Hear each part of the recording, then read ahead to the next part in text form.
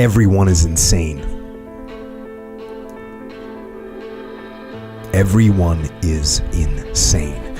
I have been thinking about this lately. The clinical definition of insanity is a mental illness of such a severe nature that a person cannot distinguish fantasy from reality, cannot conduct their affairs due to psychosis, or is subject to uncontrollable impulsive behavior. That's the clinical definition of insanity. And I was reading about someone recently that was clinically insane.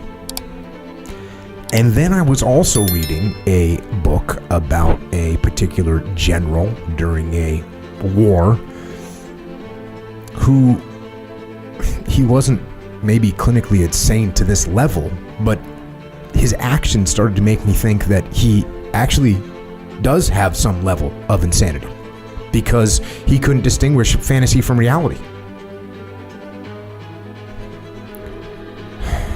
So let's break this down a little bit, because I think I'm right. What I think is everyone's insane on some level. So first of all, think about this. The first section there, cannot distinguish fantasy from reality. Cannot distinguish fantasy from reality. Okay, so you get the stereotypical person on the street that's yelling at a telephone pole or whatever, right? They're delusional. They don't think other people can see what they're doing.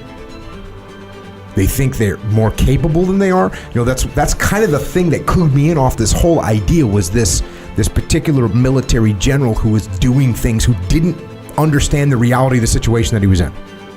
Just didn't understand it. So cannot distinguish fantasy from reality. That's part one. Part two, cannot conduct affairs due to psychosis. What does that mean? That means you're not doing what you're supposed to be doing. You're not doing what you're supposed to be doing. Is there anyone listening to this, Echo Charles? Is there any day that you don't exactly do what you're supposed to be doing? Does that ever happen? You don't conduct your affairs the way you're supposed to? Does that ever happen to you, Daryl? Has there ever been a day where you didn't quite conduct the affairs you were supposed to do? Well, yes, no comment.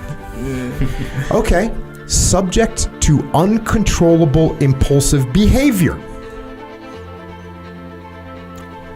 Do we even need to ask that question, right? What about a donut? What about a piece of pizza? What about the anger? What about the smashing of the kitchen counter? Uncontrollable impulsive behavior. You can't stop yourself from doing that thing at that moment. And here's the other part of this, and it's not part of the definition, but I looked it up, and it is part of insanity, is that insane people don't know that they're insane. They don't know that they're insane. They're not aware of it.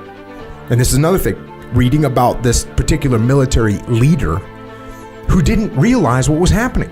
He didn't see how obviously mistaken he was with the moves that he was making. Like, anybody on the outside would look and say, oh yeah, this guy's clearly making mistake after mistake after mistake, and he didn't even realize it. And I think what happens is, what that reminded me of is that if you allow your head to be an echo chamber for your own ideas and your own thoughts, and you only let those thoughts rattle around in there, it's not going to go well after a while. It ends up in a feedback loop. What is that, a positive feedback loop? It's a positive feedback loop. It's feedback on an amplifier. What does that mean? It means we need to be able to detach. You know, if you want to distinguish fantasy from reality as a human, you got to detach from the situation you're in. If you want to conduct affairs regardless of how you're feeling, you got to detach from that. If you want to overcome your impulsive behaviors, you've got to detach. You got to be able to take a step back and detach. And by the way, if you don't do that, you don't realize your own psychosis. And this is similar from a leadership perspective. If you're in an echo chamber from a leadership perspective, if I'm the leader and I'm coming up with ideas and Echo's a yes man and Daryl's a yes man and they're saying, yeah, boss, great idea. That sounds great. Let's go ahead and do that. And no one questions me. No one pushes back. We're caught in an echo chamber of ideas and we're going to fail. Or chances are we're going to fail. So we need to push back against ourselves. We need to question ourselves. We need to remember that the reality that we see, the reality that we actually see with our own two eyes, looks different from other people's eyes. And you need to see if you can see what they're seeing.